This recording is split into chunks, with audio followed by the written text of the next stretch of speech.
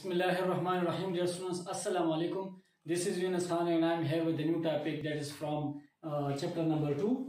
हम chapter number 2 start कर चुके थे, उसमें मुख्तलिफ ऑर्गेनिक और इनऑर्गेनिक कंपाउंड्स का तस्करा हो गया था। अब इनऑर्गेनिक कंपाउंड से पहला जो वो है, हम वाटर लेते हैं, इसका इंपॉर्टेंस डिस्कस करते हैं और इसकी प्रॉपर्टीज, फिर ऑर्गेनिक कंपाउंड्स मैक्रोमोलिक्यूल जो स्टार्ट करेंगे। तो इम्पोर्टेंस ऑफ वाटर का जहां तक ताल्लुक है, याद रहे कि पानी जो है हमारे लिए बहुत ज्यादा इम्पोर्टेंट है। कुरान मजीद में भी तिलावत है कि वजालना मिनल माई कुल्लि शैइन हय्य, हमारी जिंदगी का आगाज जो है वो ओरिजिन जो है वो पानी से है। और अभी भी जो है बॉडी का पूरा हिस्सा या अर्थ का बहुत सारा हिस्सा जो है वो पानी का बना है। 2/3 ऑफ दी अर्थ ये पानी है। और इसके अलावा 70 से लेकर 80 to 90% हमारे बॉडी का या सेल्स का हिस्सा, प्रोटोप्लाज्म का हिस्सा ये पानी का बना है। तो इम्पोर्टेंस में ये चीजें डिस्कस कर लेते हैं। अगर हम कहें ना कि 2/3 part of earth that is what, that is water, ये पानी है। इसी तरह अगर हम सेल ले लें, एक सेल, तो इस सेल में जो है नॉर्मली आमतौर पे जो हम एवरेज लेते हैं तो 70% लेते हैं। एवरेज जो है हमारे सेल का या प्रोटोप्लाज्म का 70% हिस्सा ये क्या है कि ये पानी है। इसके अलावा अगर हम स्पेसिफिक सेल्स ले लें तो फिर उसमें ये 70 से कम भी है, ज्यादा भी है। इसी वजह से एवरेज हम 70 लेते हैं। कम जो है सबसे कम 20% होता है, सबसे कम जो है 20% है। और इसके लिए एग्जांपल है हमारे बोन्स। अगर बोन्स के सेल्स ऑस्टियोसाइट्स आप लें या सीड्स ले लें, उनमें 20% वाटर मौजूद होता है। और यही वाटर जो है ये 85 से लेकर 90% तक भी होता है अगर हम ब्रेन सेल्स ले लें। If you talk about the brain cells तो ये 85 से लेकर 90%। या इसके अलावा अगर हम जेलीफिश ले लें तो जेलीफिश ट्रांसपेरेंट होता है। ये ट्रांसपेरेंट क्यों होता है? इसमें बहुत सारा वाटर मौजूद होता है। If you talk about the jellyfish, तो जेलीफिश की transparency that is because of water and that is what up to 99%, that is what, ये 99% जो ये पानी से बना होता है। इसी वजह से अगर आप देख लें तो जिस सेल का या अर्थ का अगर आप तस्करा करें तो उसमें बहुत सारा वाटर मौजूद है। Most of the portion is made of water. इसी वजह से हम कहते हैं कि water is very much important for the body और for the survival of a living organism. किसी भी लिविंग ऑर्गेनिज्म के जिंदगी गुजारने के लिए पानी बहुत ज्यादा अहम चीज है। थोड़ी बहुत इसके इंपॉर्टेंस की बात होगी, लेकिन पूरा इंपॉर्टेंस हम तभी समझ सकते हैं कि इसके कुछ प्रॉपर्टीज हैं वो हम समझ सकें। उन प्रॉपर्टीज का तस्करा करेंगे और साथ साथ में उसको इंपॉर्टेंस के साथ मिलाते जाएंगे इंशाल्लाह। सबसे पहला जो हमारे पास वो है importance property of water. Properties लेते हैं, टॉपिक हमारा properties of water. Properties of water में सबसे पहली खुसूसियत जो है, the first one, that is high polarity. इसमें बहुत ज्यादा जो है वो पोलैरिटी मौजूद है। Polarity of the water will be discussed here. अच्छा, इससे पहले थोड़ा सा वो क्या कहते हैं कि टॉपिक का माहौल बनाने के लिए हम जाते हैं थोड़ा सा बॉन्ड्स की तरफ। केमिस्ट्री में आप लोगों ने पढ़ा होगा कि कोवेलेंट बॉन्ड्स होते हैं, आयनिक बॉन्ड्स होते हैं एंड सो ऑन। हम कोवेलेंट और आयनिक का तस्करा थोड़ा सा करते हैं। जब भी हम तस्करा करते हैं कोवेलेंट बॉन्ड की, तो कोवेलेंट बॉन्ड्स में क्या है, शेयरिंग ऑफ इलेक्ट्रॉन्स वो होता है। यानी अगर फर्ज के हम 2 हाइड्रोजन ले लें, एक इलेक्ट्रॉन ये हाइड्रोजन देता है, दूसरा इलेक्ट्रॉन ये हाइड्रोजन देता है, तो 2 हाइड्रोजन के आउटरमोस्ट शेल में एक इलेक्ट्रॉन होता है, या इसके पूरा जो है ना वो एक ही इलेक्ट्रॉन बाहर न्यूक्लियस के बाहर मौजूद होता है। तो ये अपना इलेक्ट्रॉन, ये अपना इलेक्ट्रॉन देता है और इसी तरह हमारे पास H2 मॉलिक्यूल बन जाता है। शेयरिंग ऑफ इलेक्ट्रॉन जब भी होती है, एक भी देता है दूसरा भी देता है। 2 बंदे जब इन्वेस्टमेंट के लिए दोनों जब शेयरिंग करते हैं, और मतलब ये है कि कुछ पैसे इकट्ठे करके कोई कारोबार चलाते हैं, तो इसमें क्या है कि दोनों अपना हिस्सा डाल रहे हैं। इसी तरह ये बॉन्ड बनाने के लिए 2 एटम्स हैं, वो क्या है, अपने अपने इलेक्ट्रॉन्स शेयर कर रहे हैं। जब इधर से भी इलेक्ट्रॉन आ रहा है इधर से भी, तो ये दरमियान में जो H बॉन्ड बन रहा है, दिस इज कोवेलेंट बॉन्ड। जब भी शेयरिंग की बात होगी ये कोवेलेंट बॉन्ड होगा। लेकिन कभी कभार इस तरह होता है कि एक एटम ज्यादा स्ट्रांग होता है, दूसरे एटम से इलेक्ट्रॉन मुकम्मल निकाल लेता है। ये जो स्ट्रांग है इसको हम इलेक्ट्रोनेगेटिव एटम कहते हैं, जो वीक है इलेक्ट्रॉन डोनेट करता है उसको इलेक्ट्रोपॉजिटिव एटम कहते हैं। जिस तरह के पीरियोडिक टेबल में आप लेफ्ट की तरफ जाते हैं तो इलेक्ट्रोपॉजिटिविटी में इंक्रीज आता है, इसमें आप राइट की तरफ जाते हैं तो इलेक्ट्रोनेगेटिविटी में इंक्रीज आता है। तो इसी तरीके से यानी जैसे फर्स्ट के सोडियम ले, सोडियम आपके फर्स्ट ग्रुप में है, इसके आउटर मोशन में एक इलेक्ट्रॉन है, तो ये सोडियम एक इलेक्ट्रॉन निकालेगा तो इस पर प्लस चार्ज आएगा। वही इलेक्ट्रॉन क्लोरीन ले लेता है, क्लोरीन हैलोजेंस में बिल्कुल राइट पे है, one of the most electronegative atoms है, तो ये क्या करता है, क्लोरीन यही इलेक्ट्रॉन गेन करता है। अब ये आयंस हैं, प्लस और माइनस आयंस हैं, ये आयंस एक दूसरे को अट्रैक्ट करते हैं और इनके दरमियान एक स्ट्रॉन्ग बॉन्ड बनता है जिसे हम फिर आयनिक बॉन्ड कहते हैं। देखिए ना, ये हाइड्रोजन में जो है क्या है, कोवेलेंट बॉन्ड है, हियर कोवेलेंट बॉन्ड, और यहाँ पे ये बॉन्ड जो है दिस इज आयनिक बॉन्ड, ये आयनिक बॉन्ड है। अब आयनिक बॉन्ड में थोड़ा सा अगर आप देख लें तो इस पे क्या है, प्लस और माइनस पोल्स बन रहे हैं, प्लस माइनस पोल्स बन रहे हैं। इसी वजह से ऐसे क्या है कि मॉलिक्यूल्स और कंपाउंड्स को हम पोलर मॉलिक्यूल्स कहते हैं या पोलर कंपाउंड्स का नाम देते हैं। अब ये आयनिक बॉन्ड की बात हो गई कि क्या है, आयनिक बॉन्ड्स जो हैं वो पोलर मॉलिक्यूल्स या पोलर एंड्स बनाते हैं, प्लस और माइनस पोल्स इस पे प्रोड्यूस होते हैं।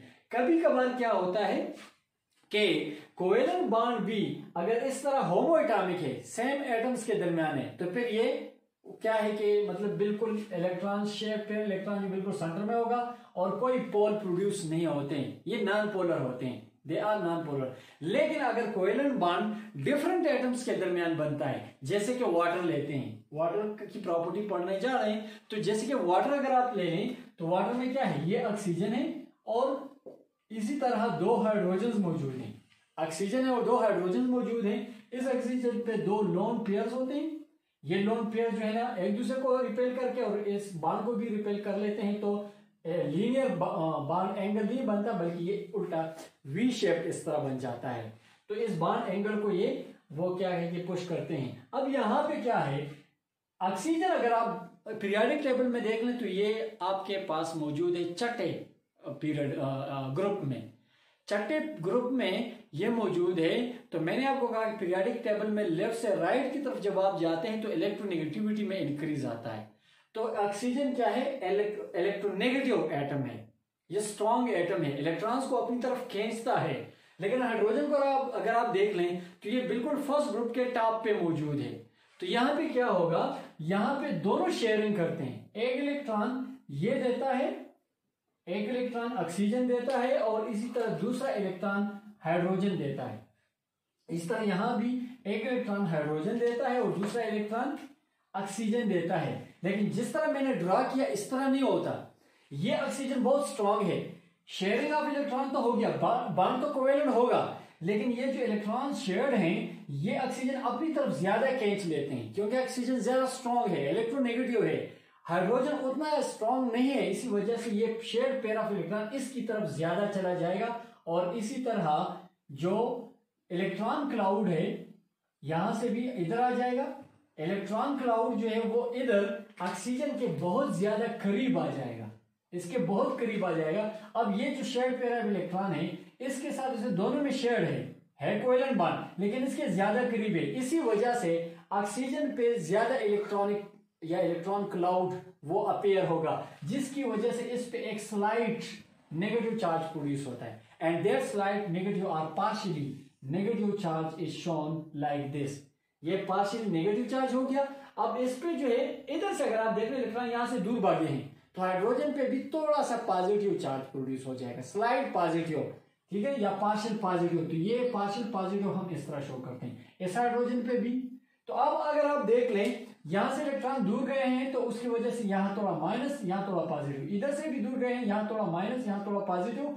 एज अ होल क्या होगा, ये पॉजिटिव और माइनस है, लेकिन एज अ होल ये दोनों एक दूसरे को कैंसिल करेंगे और एज अ होल जो आपके पास वाटर मॉलिक्यूल है वो न्यूट्रल होगा।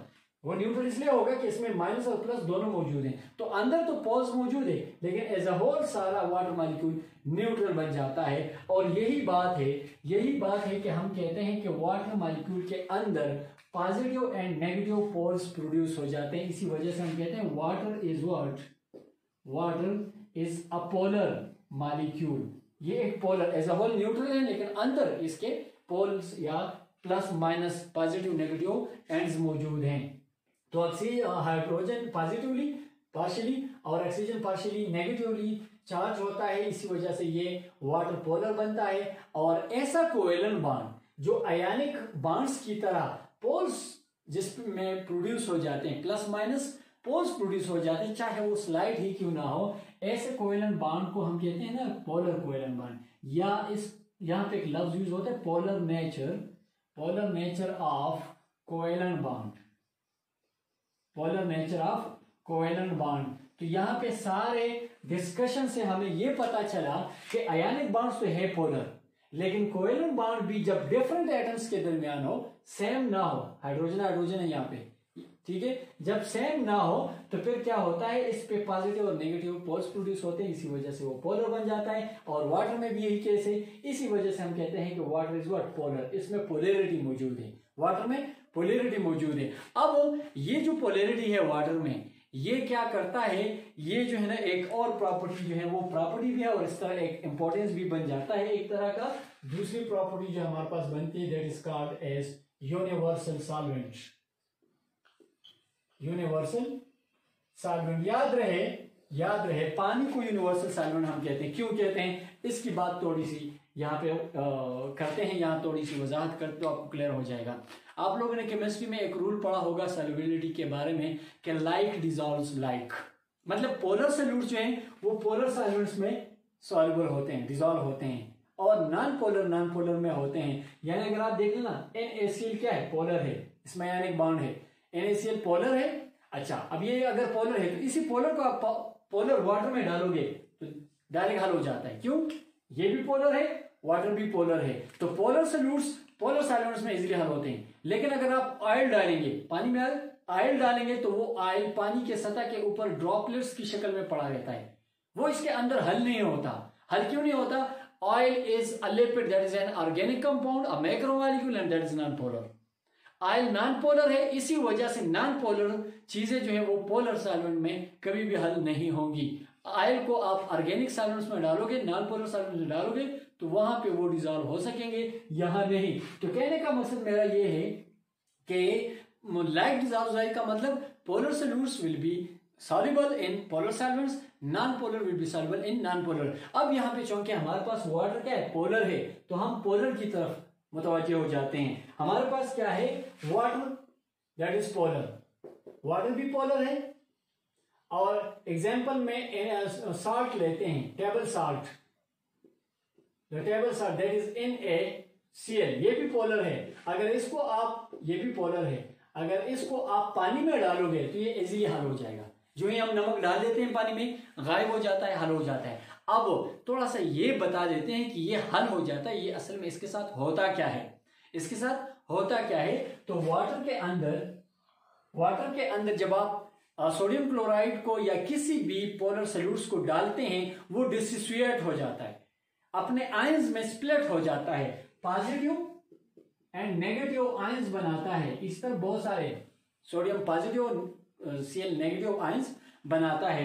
तो वाटर जो है, वाटर के पॉजिटिव एंड्स जो हैं यानी हाइड्रोजन वाले, वाटर के नेगेटिव एंड्स यानी ऑक्सीजन वाले एंड्स, ये फिर इसके वाटर मॉलिक्यूल्स हैं, इस सोडियम पॉजिटिव की तरफ आ जाते हैं।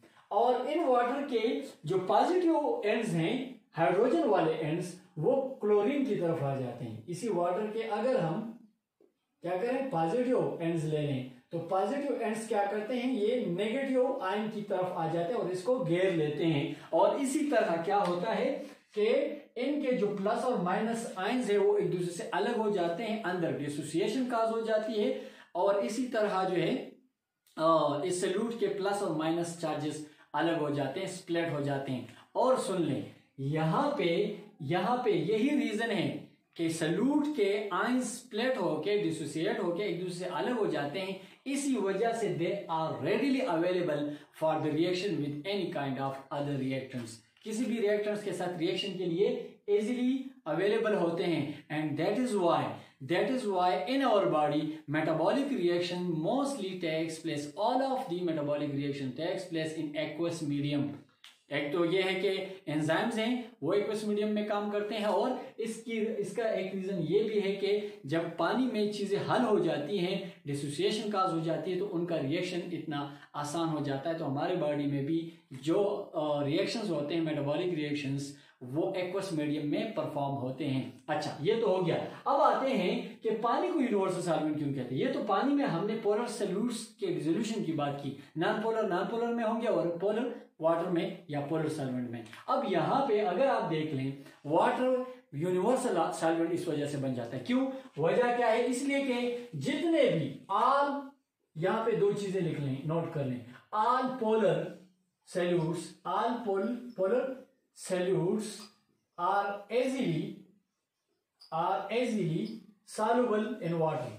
जितने भी पोलर सॉल्यूट्स हैं वो वाटर में easily soluble हैं, क्योंकि वाटर भी पोलर है और ये सॉल्यूट्स भी पोलर हैं। तो ये तो तय है कि सारे जितने भी पोलर सॉल्यूट्स हैं वो वाटर में easily डिसॉल्व होंगे। इसके अलावा जितने भी नॉन पोलर है ना, जितने भी हमारे पास ऑर्गेनिक कंपाउंड्स हैं और उसके अंदर कोई पोलर ग्रुप्स मौजूद हैं, तो वो भी पानी में हल हो जाते हैं। दूसरी बात यह है कि all the organic means non-polar